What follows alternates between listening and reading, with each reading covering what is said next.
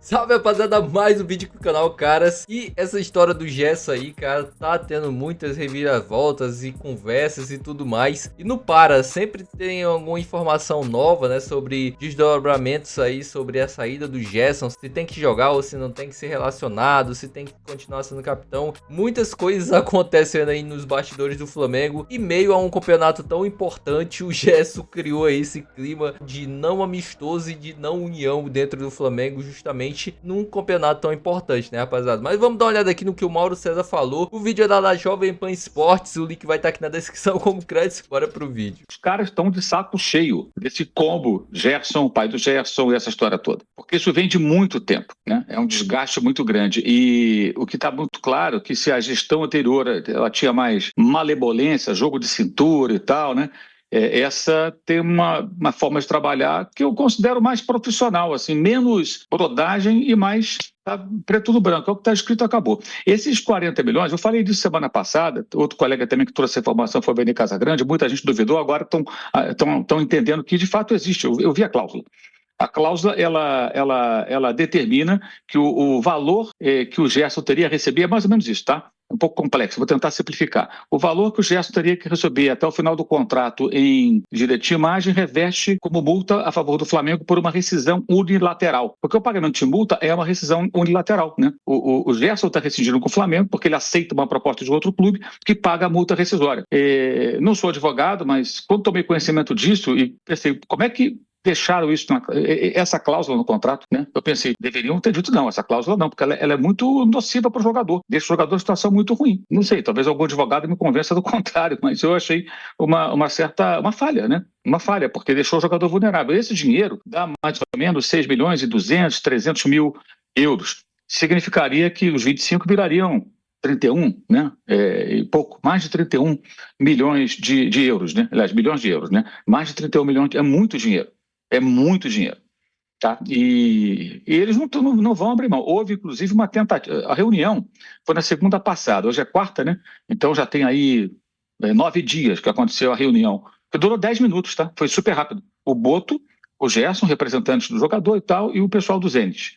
E pelo que entendi, entrou, inclusive, online, que nem nós estamos aqui agora. E foi dito, não, vamos conversar e tal, a proposta, o Boto teria dito, olha, nós fizemos um acordo há 2 meses, né? Renovamos o contrato, vocês pediram a redução da multa e colocamos em 25 bilhões de euros. A multa é 25 bilhões de euros. Descemos de 200 a 25. Mas aí não tem negociação. É 25 para quem quiser levar, pagar os 25. Ponto final. Não tem, aí encerrou a conversa. Houve tentativas ao longo desses últimos dias de negociação e a resposta foi a mesma do Flamengo. Não tem negociação. Quer sair? Quer levar o jogador? Paga a multa rescisória. Exatamente igual o caso de La Cruz.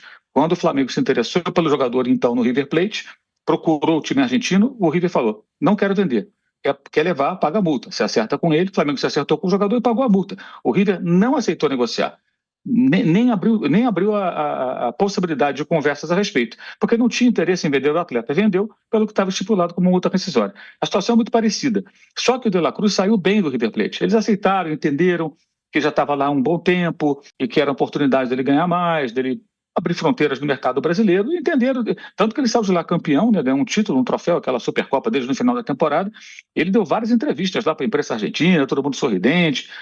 O Gerson ao contrário, porque essa relação está muito desgastada, Thiago, e o que piorou tudo foram essas manifestações recentes, anteriores, no começo do ano, de que o Flamengo não valorizaria o jogador e tudo mais, e depois eles sentaram e fizeram um acordo.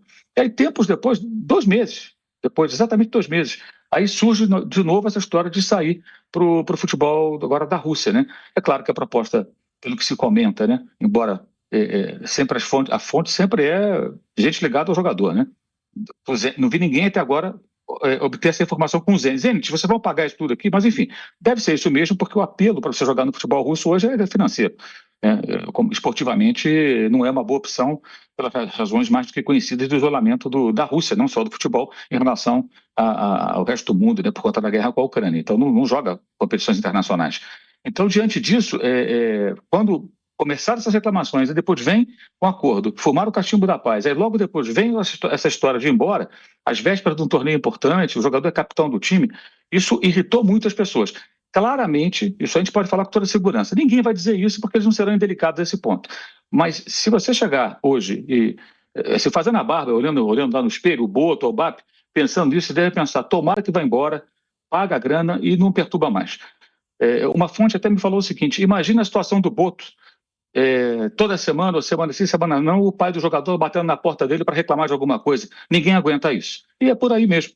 Eu acho que essa é uma relação profissional, gente. Realmente, o que o Mauro César falou é verdade. Nenhuma empresa séria se prestaria a passar pelo que o Gerson faz o Flamengo passar, né, cara? Não o Gerson, o pai dele ali, né, o seu Marcão, reclamando todo tempo. Eu trouxe até um vídeo um tempo atrás, falei ele num podcast falando, reclamando. Cara, ele ficou incomodado com o salário do Michael, cara. Imagina um negócio desse, porque o Michael tava ganhando mais do que o Gerson no Flamengo. Ele ficou incomodado com isso. Bizarro, assim, sendo que o Michael veio de graça, né? O Flamengo meio que diluiu o passe dele dentro do salário dele no tempo de contrato. E o Gerson não. O Gerson, o Flamengo teve que comprar ele, mano. Mas enfim, é bizarra a situação. Vamos ver aqui o que o VSR falou também sobre essa situação do Gerson aí, cara. Então, a forma como foi feito, na minha visão, é uma forma muito feia.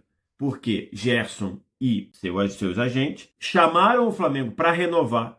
Renovaram há 2 meses um contrato até 2030 para 2 meses depois ele aceitar uma proposta vinda do Zenit.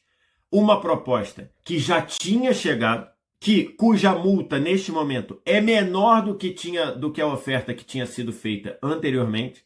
Um jogador que acabou de estender o seu contrato, muda de ideia 2 meses depois, da forma que foi. Então, de novo, o Gerson tem todo o direito de escolher onde ele quer trabalhar, tem todo o direito de escolher o que é melhor para a vida dele. Como qualquer pessoa tem todo o direito de achar que a forma como o Gerson conduziu é uma forma muito feia e que mancha a história do Gerson no Flamengo.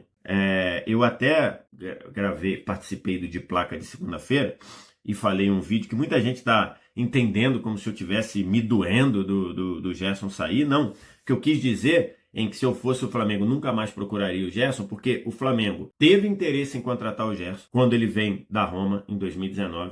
O Flamengo já tinha tentado trazer o Gerson outras vezes, consegue trazer. Aí o Gerson pede para ir embora no meio da pandemia ali em 2021, se eu não me engano. O Flamengo, que na época precisava vender também algum jogador por conta dos reflexos da pandemia, mas que talvez não fosse o Gerson, o Flamengo aceita vender o Gerson para o Olympique de Marseille, porque ele queria outra experiência na Europa e tudo. E aí vende o Gerson.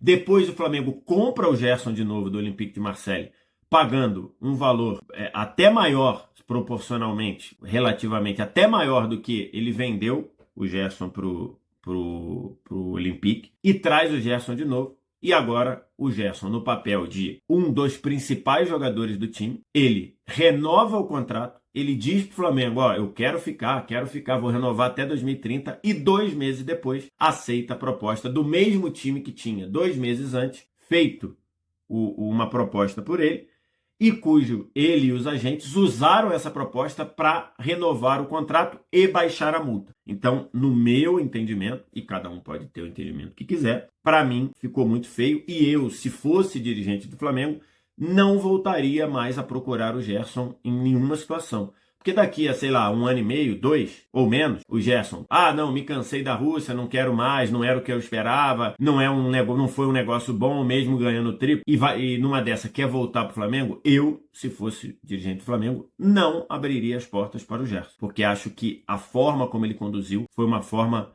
muito, muito feia. Realmente isso aqui é um fato, né, rapaziada? O Gerson, eu acho que não vai dar nem 1 ano. Daqui, faltando uns 6 meses pra Copa, ele vendo que não vai ser convocado e tudo mais, desgostoso por lá, o pai dele vai estar começando a vir na imprensa novamente, falando do Zenit, falando que o jogador tá infeliz lá, querendo cavar vaga de novo no Flamengo. E se eu fosse dirigente do Flamengo, qualquer outro, tem obrigação de nunca mais sequer abrir conversas para trazer esse jogador pro Flamengo, porque é um jogador muito problemático, é um jogador que gera muito desgaste, principalmente agora. Se ele quisesse sair do Flamengo, ele esperasse a temporada acabar, porque é uma temporada muito difícil, com muitos percalços pro Flamengo, com muitos objetivos, e aí ele vendo que o Flamengo tá indo viajar para uma competição importante, ele cria todo esse caos, né, cara? Então deixa aí nos comentários o que você acha disso tudo. E se você curtiu o vídeo, não se esquece, se inscreve no canal, deixa o like, cara, e ativa o sininho porque eu vou cobrir todos os bastidores, tudo, os mínimos detalhes, querendo acompanhar os jogos do Flamengo em estreia segunda-feira no Super Mundial contra o Esperance Tunis. Vai ser incrível acompanhar aí o Super Mundial de Clubes. Então se inscreve no canal, ativa o sininho e até o próximo vídeo.